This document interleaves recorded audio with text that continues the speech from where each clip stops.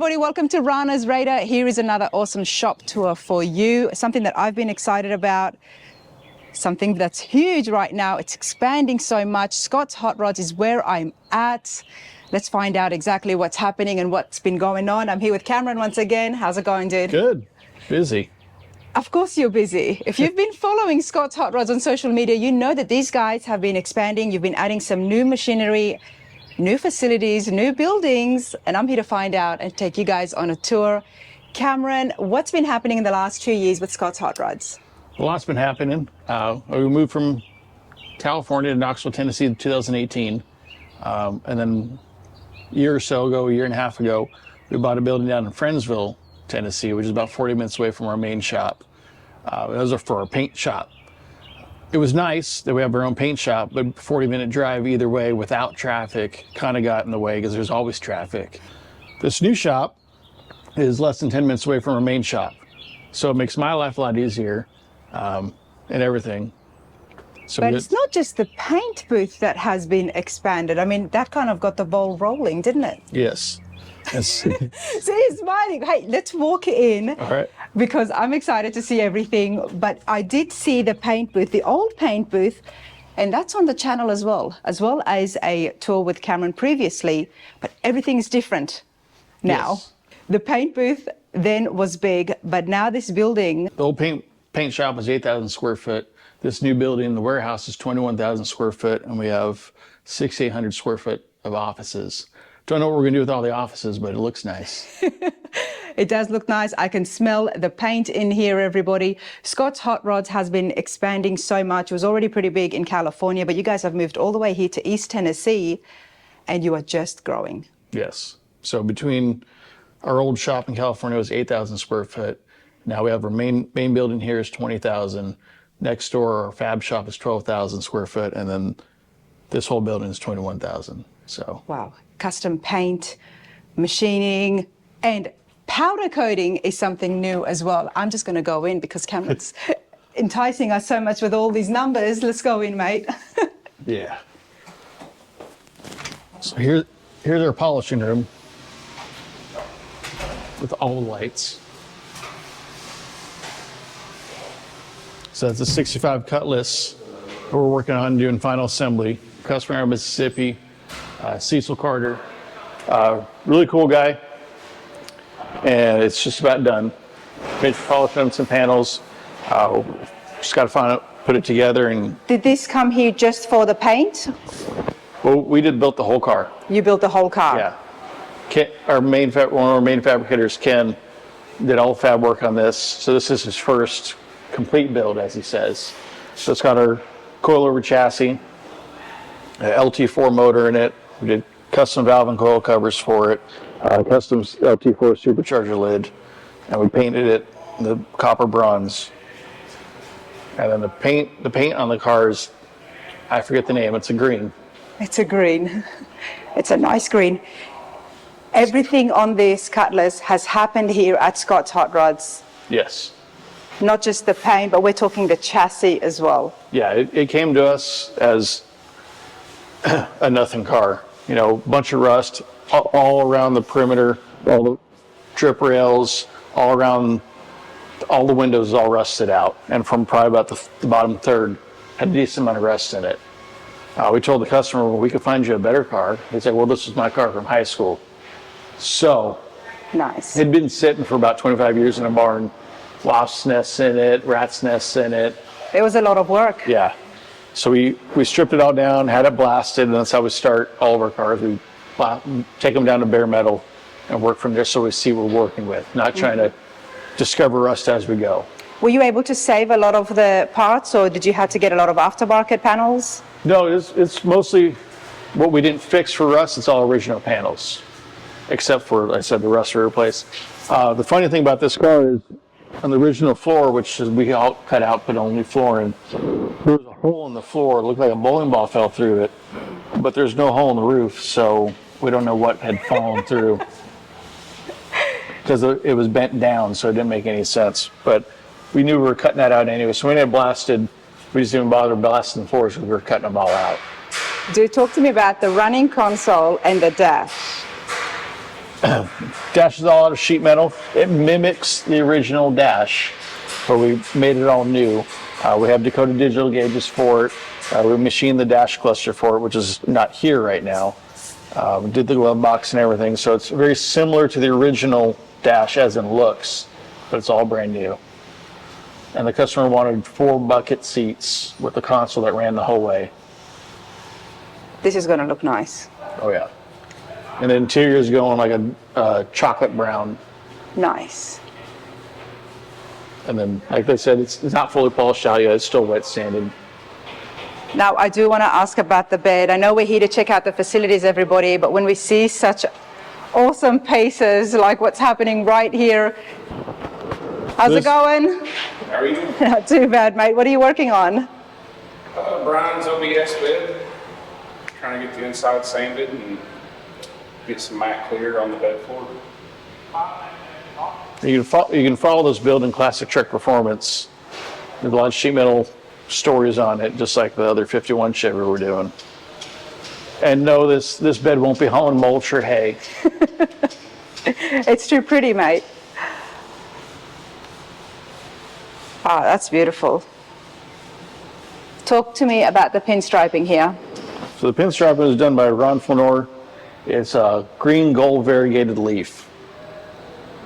And we will pinstripe on the top and bottom once it's all done. Wow.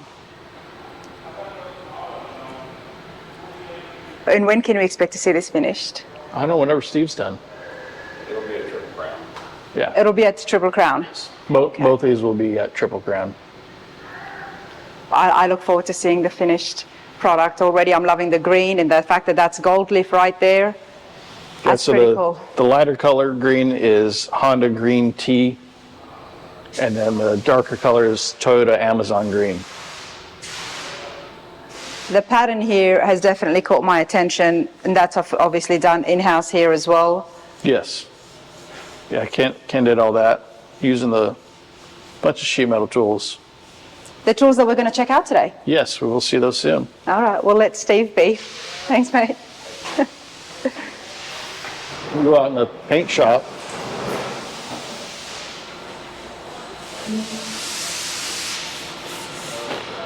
All right, this place is huge. We got a lot more room in here than the other shop. And the layout's a little bit better too. Very open, isn't it? Yes. So the curtain divides the paint shop from the powder coat shop, but we share stuff back and forth. And that's why we didn't want to put up a wall, because that kind of pigeonhole us if we ever wanted to make a change. So the curtain keeps most of the Mondo dust and filler dust and all that over on this side. Because we call it a paint shop, it's bodywork shop. It's bodywork shop. Painting is only about 4% of the 4% of the process. 4% of the process Is painting. is painting. Okay. I mean, you paint a whole vehicle in, a few days. But it's all about the bodywork, about what happens beforehand, getting that canvas ready. Yes. And there's a lot of work in that. Because if your bodywork sucks, paint's just going to show it off even more. There you go, everybody. So this is our shop, square body C10. It's a 80s cab with a 78 front end.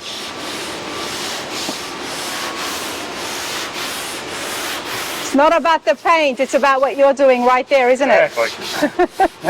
And what are you doing? What is that you're using? Block sanding the primer with 80 grit, and then we'll 180 grit it, and then re-prime it again.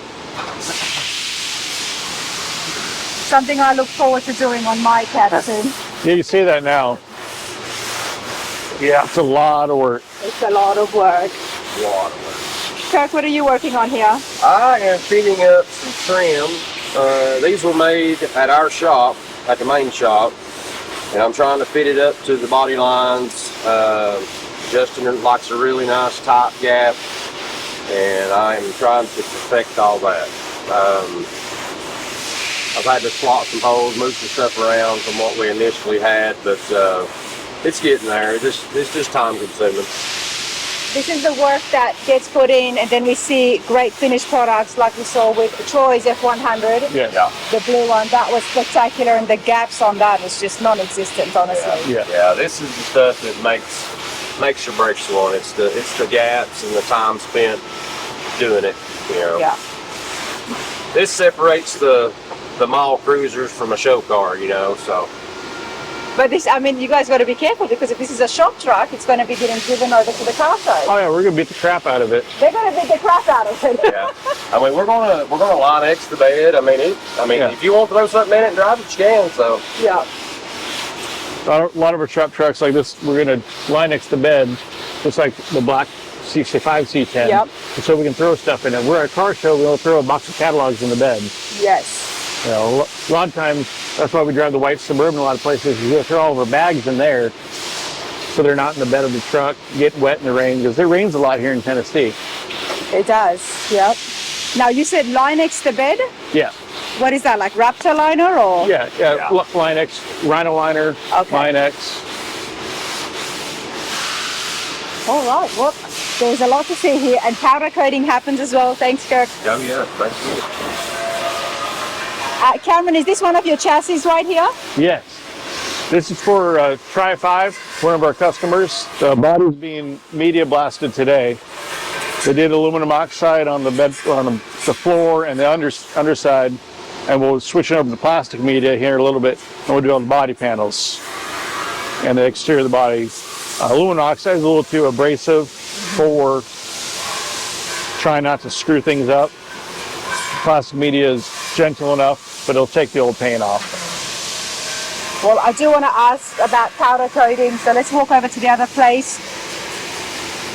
One of the questions that keeps coming up, and I think there's a debate on it online as well, whether you powder coat or just paint it, Well, here's a good especially when example. it comes to the undercarriage.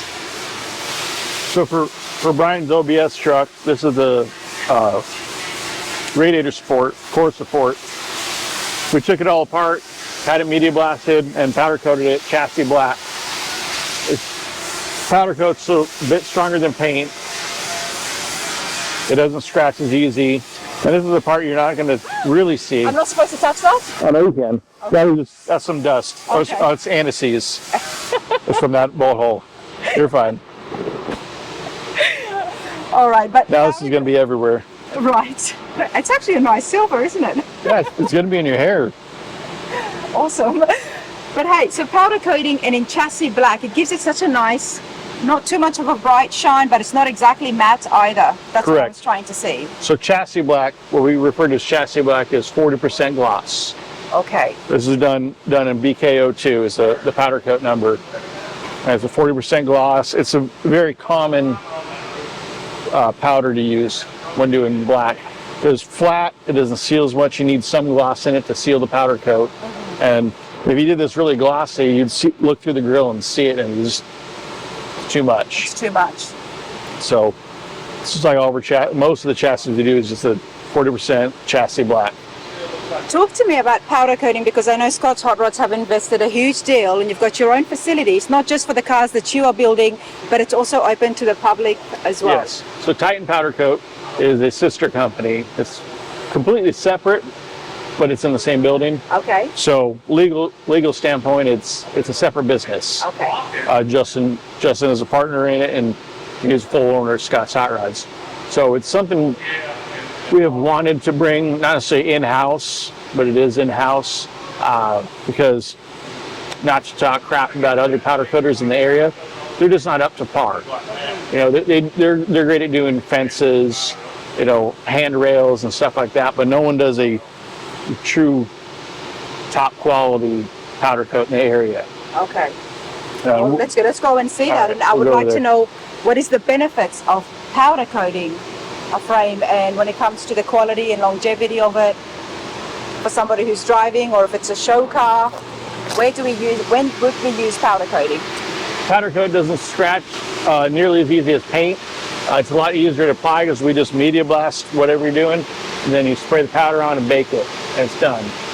Not a lot of prep work. It's an all-weather coating. You don't have to worry about waxing it. You don't have to maintain it. It's not going to get dull. I mean, if you're left out in the sun for a really long time, it's eventually going to dull out just like anything.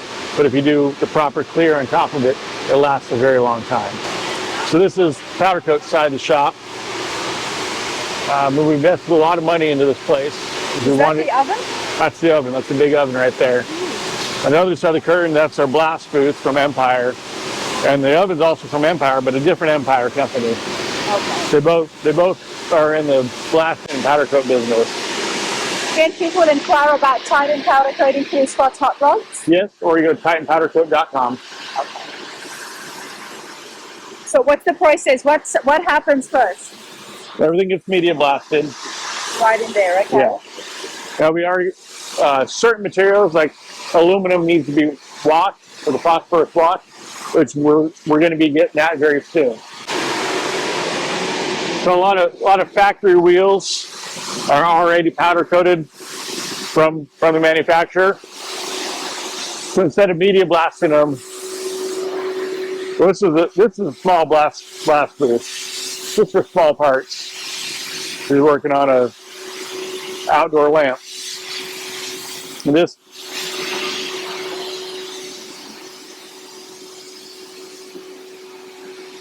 is a wheel stripper tank. This is the wheel stripper tank. Yeah. Okay. So this is put the wheel in there for about an hour or so and pull it out, rinse it off, and take the old powder coat off. It's a non-toxic chemical. There was another company that had some stuff that they're like, yeah, they've been trying to ban this stuff for a while. We're like, well, we'll stick with the one that's not going to get banned next year. Yeah. So that's, People to use their OEM.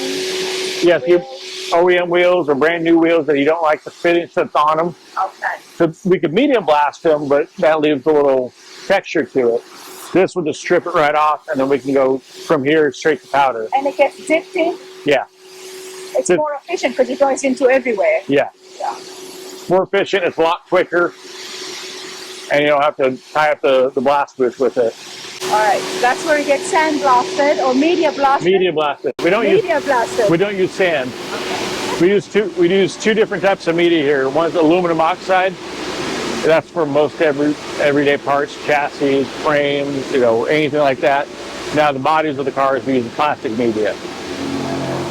It still blasts paint off, but it's not as harsh on the material underneath.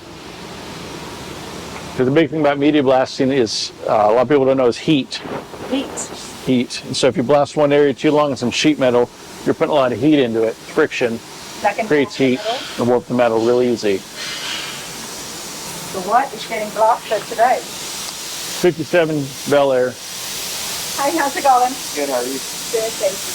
So they just finished using the aluminum oxide on the floors and underside. And next they'll pull out all this media, switch over to plastic, and go from there. I noticed that underneath it, that's all the frame, it's got foil on it. Yeah, that's a rotisserie. It's a brand new rotisserie we just bought from another company called Titan. Okay. They make great rotisserie. It's brand new, so we just didn't want to hit it with media blast and keep it new for a little bit longer, yeah. Right? I mean, literally, we got it last week. So. Nice. And after it gets media blasted, is there a time? Do you put it in primer at all before it goes to powder coating or no? Well, for the body, it'll get blasted and it'll go back over to the paint shop, and then we'll see if there's anything else we need to fix as far as rust that we didn't see before. Some holes might be a little rusted out. Fix those up, and then they'll start body working it. We'll go this way. So we're a little out of order here. He gets media blasted, then jumps over to spray booth. Like a chassis will go on a rack like that. So right now he's working. The whole chassis can go in. That's pretty cool. Right now he's working on a Mosier 4 9-inch rear end. This was a leftover from one of our projects at Scott's Hot Rods. So we're using it as a display piece over here for Titan powder coat. So he's cleaning it up right now, and he'll be spraying it in color, and then it'll go right in the oven. So the powder coating is sprayed like paint? Yes.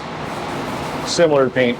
So you ground out the frame, and then as you spray the powder is attracted to the negative, and it sticks to the metal. And then after that, it goes to get baked for how long? Jason, 35 minutes. 35 minutes. Yeah, at 400 degrees. Does that matter how big the piece is, or? It matters how thick the piece is. How thick the metal is changes how long it's got to be in the oven. Basically, the core temperature of whatever metal you're shooting has to reach 400 degrees. So however long it takes to get up to 400, it needs to then bake actually for 10 to 15 minutes generally for the actual powder itself. And overall, that's about 30-35 minutes for pretty much everything you run across, unless you're looking at something, you know, inch and a half thick. Right. Oh, I mean, that's not bad. It's pretty quick, isn't it? yeah, It's a lot quicker than painting. a lot quicker than painting. 40 minutes inside the oven and it's done. Thank you, Jason. You're welcome.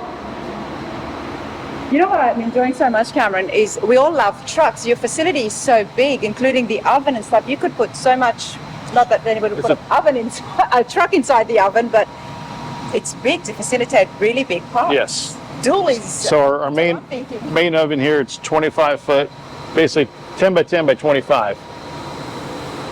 We are getting some smaller electric ovens. I think it's 6 by 6 by 7, a 3 by 3 by 3, and then one of those in between.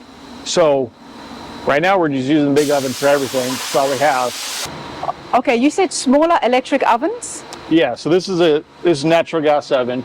It gets hot pretty quick, but that's a lot of money to heat the whole oven just for one rear end or small parts.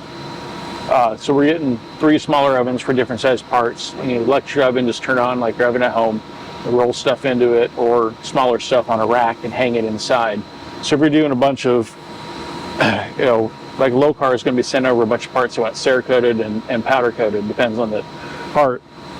We don't need to fire up this giant oven for 100 volts. You put that in a small oven and get it done. So you're not tying up the big oven. Yeah. And you're spending a lot less money to heat it up and bake it. You mentioned Cerakoting, and I do love the look of Cerakoting because you had it on the you had it on a couple of trucks as well. You On the headers. on the headers. Yeah. Where does that fall into when it comes to powder coating? Cerakote's completely different than powder. Okay. Cerakote's a liquid, and you spray it on like paint. And there's 2 different types of Cerakote. There's a air dry finish, and there's a bake finish. I'm no expert in it. For one for high temp, one for not. It depends on the color, what's in it, how it is. But it does get baked as well. It can. It can be Some baked. stuff is just air dry. Okay. So I know the exhaust we're going to do for Brian's OBS. Yeah. It's just an air dry. So you spray it and it sits out for like 2 days, and just air dry. And so if we don't use the paint booth every day for Scott's Hot Rods, we'll spray some Cerakote in there. Yeah. And let it sit. And actually we're doing some parts right now. With the wheels, if they're getting Cerakoted, would they be better getting baked just because they get worn more, or? I don't know. Let us know your thoughts. I'm gonna learn that this week because I thought the bake stuff was high temp, and then I was told that no, the air dries. There is a high temp stuff, but that is just also air dry. Yeah. So it all depends. Okay. So Cerakote is, you know, like any handgun, rifle, and all that. That black, that's all Cerakote. The beauty of Cerakote is you can spray into the threads. It's such a thin coating, you're not going to screw up holes. Or like a gun part, all the slides and everything. You can blast that or strip it and Cerakote it.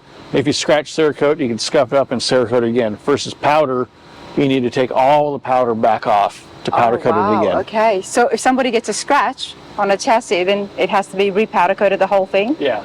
Or you can cheat, sand it, and spray with a little paint. There you go, everyone. You've got a C10 cab over there? Yeah, square body C10. It's for a Titan powder coat customer. We just finished it up the other day, and they're going to come pick it up. So this is what I was talking about before, that people can just bring something in here to get powder coated. That's pretty cool. Yeah, and you can see we found a whole lot of his He's rust. got a lot of work ahead of him, doesn't he? Yes, he does. We knew, I mean, we could tell there was rust there. We couldn't tell how much of a how bad it was until you blast it. Because it was covered up with old filler and someone else's There's a patchwork. good old Bondo right here as well. Or is that the seam sealer? I think that's seam sealer. That's seam sealer.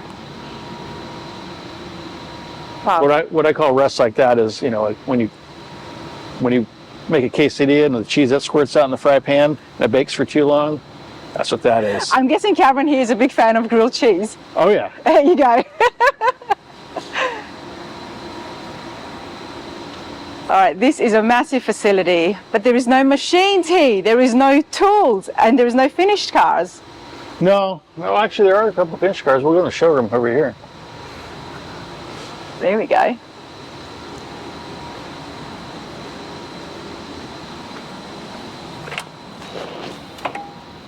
This is where you're hiding all the stuff. Yeah, we needed room at our main shop for the figure machine, so we brought over a 47 Ford. Jason Graham originally built the car, so the exterior is what Jason Graham did, and Boris Street Machinery did the patina paint. I was going to say that I actually thought this might have been by Street Machinery, just the patina on it. Yeah, this is all This paint. is fabulous. I mean, I like driving at places because if it gets a few water spots on it, you can't tell. It's part of it. So we bought it from Jason Graham, but it was on the stock frame with a Mustang 2 suspension in the front was lowered too much, and the drag cross member would smack the ground on the highway. We drove around a little bit like that, and then we put a new chassis underneath it. Had Steve Holcomb do the interior at Pro Auto Interiors. This is nice. And we drive this one a lot. We drove to Columbus, had up in Des Moines, but we drove trailer up to Des Moines in the big rig, and then we drove around Des Moines. That was our car to get around a few times. We got our 91 Suburban. Ron painted this before we had our paint shop. We call it a quick job because the paint was all oxidized on it. So he came in, fixed it all up. And it's just stock lowered. It's not on our chassis yet. But I've driven this thing a lot. These big cars are really coming around, aren't they? Yeah. Nice. And that is Brian's C10. He basically bought it as is. We haven't got our hands on it at Scott's yet. You guys come out with 1 to 3 beautiful cars, a lot of trucks every year. Yeah. And this year now we're expecting the square body. We've got the Cutlass come in as well. So the Cutlass will be first, then the OBS, and then the square body. The Cutlass and OBS, as far as our plans are, is to debut them at Triple Crown. Triple Crown of Rodding, everybody. September, 5, 6, and 7 off memory at Nashville Super Speedway. I'll be there. Weekend after Labor Day, whatever that is. That's what they say, except I didn't grow up here, so I don't even know what date Labor Day is. But the weekend after Labor Day, everyone. All right, Cameron, let's go to where there is some noise. Actually, is that the... That's the cab for the OBS, yeah. I do want to see that. I like the concept of the green with the gold leaf around it, and here is the cab. So, I mean, we will come in and seal it all, make sure there's no bare metal in there, but... And what's the engine that's going to go in this? LS3. Nice. No, 525 Connect and Cruise.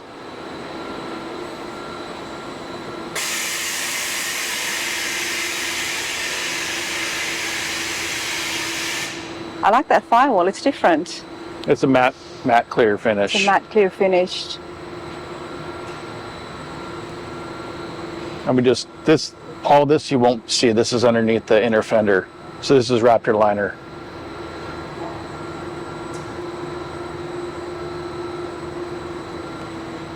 That's good for somebody who's going to drive it around, even though this customer probably won't. Well, we will. But you will. Yeah, we build everything to drive. We don't build trailer queens. Nice. Like people say that about the Blue F100, and I mean, it is right now because it's going to show circuit. First year checking out all the, trying to go to the big name shows, show it off. Once that's done, Yeah. then it'll get driven. I actually drove it the other day for a photo shoot for Truck Up magazine. Drove it probably 20 miles or so. Nice.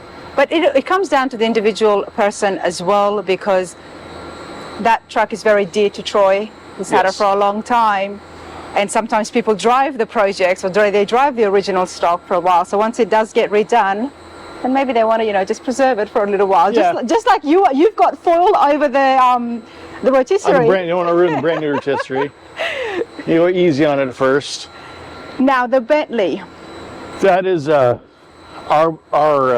long story short, our customer sold it to another guy who builds.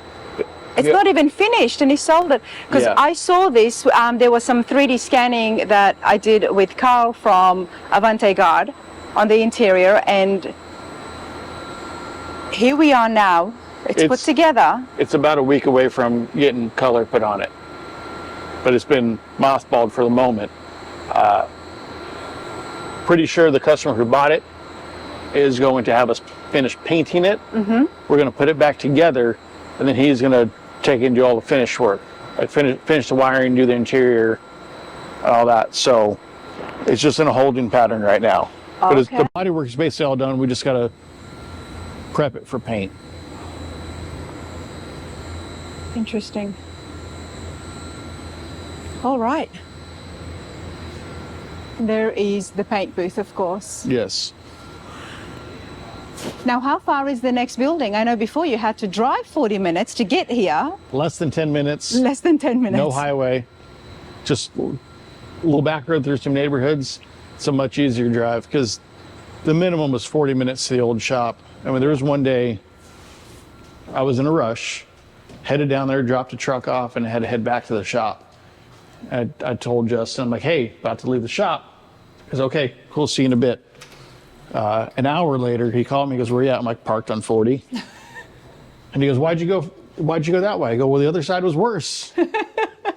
And so This definitely makes things a lot more convenient, especially when you've got projects that's getting everything done in-house. trying to run a business and you're separated by 40 minutes is, I mean, it was manageable, but you'd have to plan your days out. Yeah. Sometimes I would load up a truck in the trailer, take it home to my house, so I'll leave first thing in the morning, go over, drop it off, and then come back to the shop. You're a happy man now, Cameron. Yeah. All right, let's go over to the, what am I going to call it? The machine, The main shop. the main shop.